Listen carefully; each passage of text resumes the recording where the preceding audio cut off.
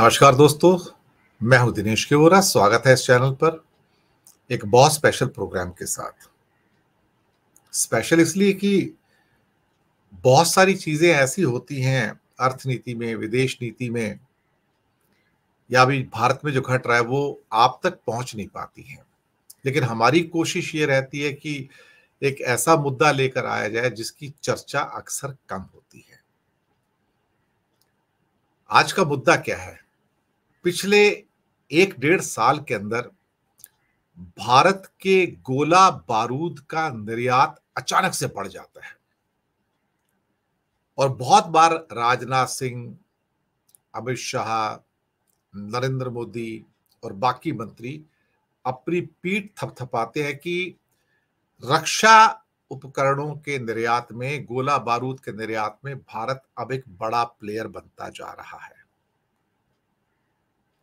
अब सवाल ये पैदा होता है, अचानक से ये गोला बारूद का निर्यात कैसे बढ़ा भाई? इसका लिंक कहां है? इसके धागे कहां जुड़े हैं?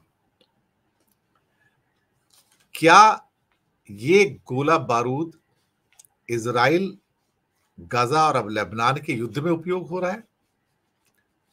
क्या ये गोला बारूद रूस और यूक्रेन के युद्ध में यूज हो रहा है? पुख्ता सबूत है साहब, पुख्ता सबूत है। एक एक करके बात करते हैं। पहले इजराइल के बारे में बात कर लेते हैं। दरअसल अभी एक स्टॉकहोम इंस्टीट्यूट की रिपोर्ट आई जिसमें बताया कि इंडिया ने अभी रिसेंटली करीब करीब 25,000 करोड़ का 2023 में निर्यात किया, पिछले साल, गोला बारूद का, एम्युनिशंस का। और फिर कुछ महीने पहले एक रिपोर्ट आई थी। रिपोर्ट ये आई थी कि बिहार की ऑर्डिनेंस फैक्ट्री, शायद नालंदा, मैंने उसके ऊपर एक रिपोर्ट भी किया था, उसके बने हुए शेल्स 155 mm गन के, 155 mm कौन सी, जैसे इंडिया में बोफोर्स है वो, तो उनके गोले भी बड़े भारी होते हैं और बड़े कीमती होते हैं। यूक्रेन में वो इंडिया के बिहार की एम्युनिशन फैक्ट्री के बने हुए गोले पाए गए। भारत सरकार ने उस पर चुप्पी साध ली, चुप हो गए। तो शक तो था ही। अब अचानक से पिछले साल से जब ये सारा मसला शुरू होता है तेजी से, कि इतनी तेज मात्रा में एम्युनिशंस का हमारा एक्सपोर्ट बढ़ता है, तो ध्यान आता है कि सामने तो 2 युद्ध चल रहे हैं दुनिया में, रूस यूक्रेन का और इजराइल का गजा के ऊपर। तो उनको तो लगातार गोला बारूद की जरूरत है। भारत ने कहा कि हमारा कई देशों को निर्यात हो रहा है, लेकिन सबसे पहले आते हैं उस रिपोर्ट के ऊपर, जो रिपोर्ट मैंने इसी हफ्ते भी की है, कि रूस ने भारी आपत्ति दर्ज की कि भारत के गोला बारूद यूक्रेन पहुंच रहे हैं और उसका इस्तेमाल रूसी नागरिकों के खिलाफ यूक्रेन कर रहा है। रूस के विदेश मंत्री लावरोव ने इस बात की ओर संकेत दिया और खुलेआम कहा कि हमने पिछले 1-1.5 साल के अंदर 2-3 बार भारत सरकार का ध्यान आकर्षित किया कि आपका गोला बारूद हमारे पास हमारे विरुद्ध जा रहा है यूक्रेन में आके, लेकिन भारत ने इस मामले में कुछ भी कहने से, हस्तक्षेप करने से इनकार कर दिया। बल्कि यहां तक हो गया कि रणधीर जायसवाल, जो विदेश मंत्रालय के प्रवक्ता हैं, वो आके कहते हैं हमने यूक्रेन को कभी गोला बारूद एक्सपोर्ट किया ही नहीं और हम डिनाई करते हैं इस बात को। लेकिन सच तो ये है कि गोला बारूद यूक्रेन डायरेक्टली भेजा ही नहीं गया। गोला बारूद गए इटली में और चेकोस्लोवाकिया के अंदर, यानी कि चेक रिपब्लिक के अंदर, और वहां से ये सारे गोला बारूद डाइवर्ट करके यूक्रेन चले गए। जब ये रिपोर्ट मेरे सामने आई, रॉयटर्स की रिपोर्ट थी, तो मैंने कहा कि इटली क्यों इतनी भारी मात्रा में एम्युनिशंस इंडिया से खरीद रहा है? चेक रिपब्लिक क्यों खरीद रहा है? ना तो वहां पे कोई वॉर है, ना वॉर होने के कोई चांस है, कहीं कोई दूर दूर तक अंदेशा नहीं कि उनको इतनी भारी मात्रा में गोला बारूद चाहिए, वो क्यों मंगा रहे हैं। देखिए, धुआं है तो आग तो कहीं ना कहीं लगती है ना। और उसके अलावा कई और देश भी, उस पर भी मैं आता हूं। तो इटली और चेक रिपब्लिक को जो गोला बारूद इंडिया ने भारी मात्रा में सप्लाई किया, वो सारा का सारा यूक्रेन को डाइवर्ट हो गया, क्योंकि ये सारे नेटो कंट्रीज हैं और यूरोप के कंट्री हैं जो अमेरिका के साथ हैं। तो यूक्रेन उसका भरपूर मात्रा में उपयोग किया, खासतौर से रूस के खिलाफ। और प्लस साथ में जो 155 गन्स के बुफोर टाइप के जो बिहार में बड़े बने हुए एम्यूनिशन थे, उनका भी उपयोग हुआ। ये बात तो क्लियर हो गई, यहाँ पे पुख्ता सबूत। और विदेश मंत्रालय यानी कि विदेश मंत्री लावरोव जो रूस के, उन्होंने कहा भी कि 2-3 बार इस बारे में बातचीत हो चुकी, आपके एम्यूनिशन हमारे देश के खिलाफ यूज हो रहे हैं। लेकिन भारत ने अपना एक्सपोर्ट किसी भी देश को रोका नहीं। रूस गुस्सा भी है इसमें कोई शक वाली बात नहीं है। अब दूसरा केस आते हैं। यूक्रेन के अंदर भारी मात्रा में हथियार चाहिए, भारी मात्रा में हथियार चाहिए, या हथियारों के कंपोनेंट्स चाहिए, या गोला बारूद चाहिए।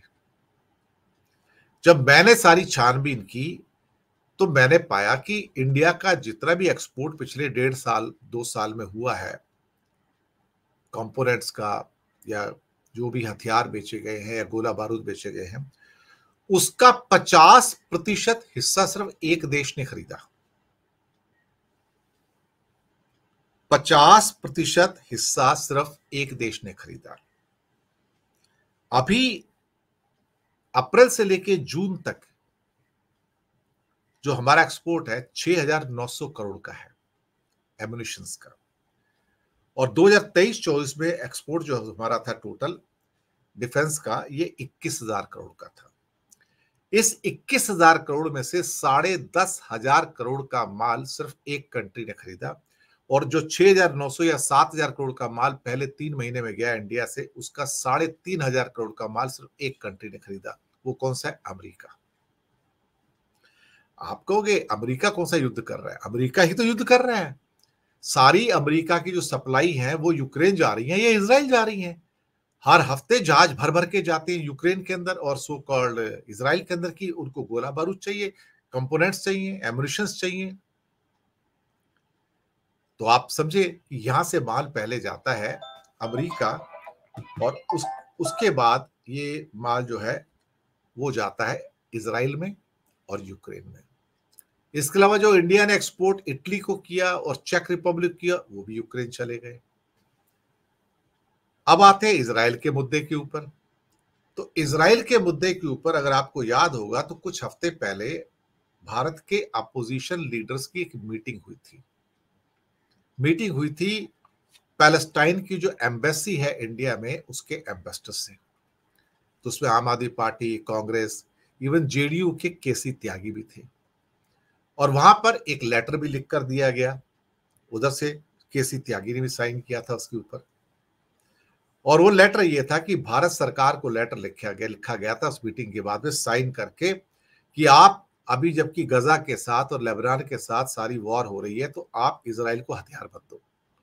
इंडिया को कहा गया था आप इजराइल को हथियार मत दो।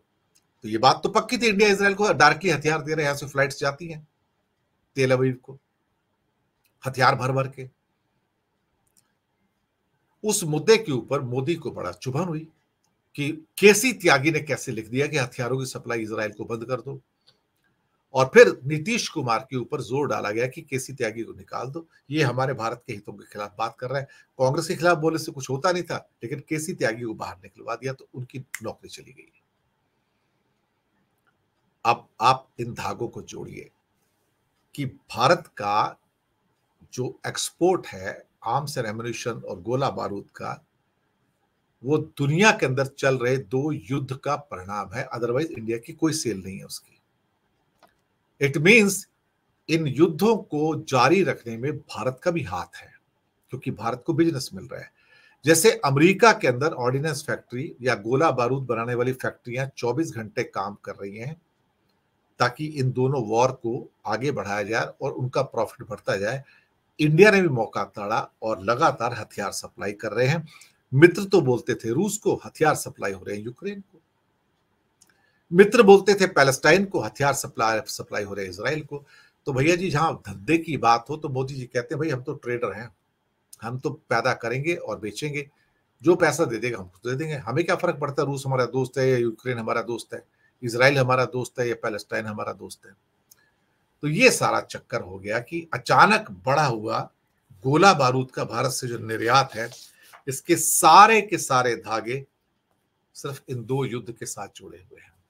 तो इंडिया क्या है कि अब आग लगी है तो हाथ सेक रहा है, पैसे कमा रहा है, क्या फर्क पड़ता है यूक्रेन को गोला बारूद जाए या रूस को जाए, हमें पैसे कमाने हैं। लेकिन अब ऑब्जेक्शंस तो उठने शुरू हो गए ना। रूस ने तो नाराजगी जाहिर कर दी ओपनली कि भाई आप कुछ नहीं कर रहे हो, आपके द्वारा बनाए गए गोला बारूद इवन बिहार के अंदर बनाए गए 155 एमिनिशन के हमारे दरअसल आप नुकसान कर रहे हैं। तो ये थी कि इंपॉर्टेंट हमारी ओर से पेशकश। उम्मीद आपको पसंद आई होगी। शुक्रिया आपका बहुत।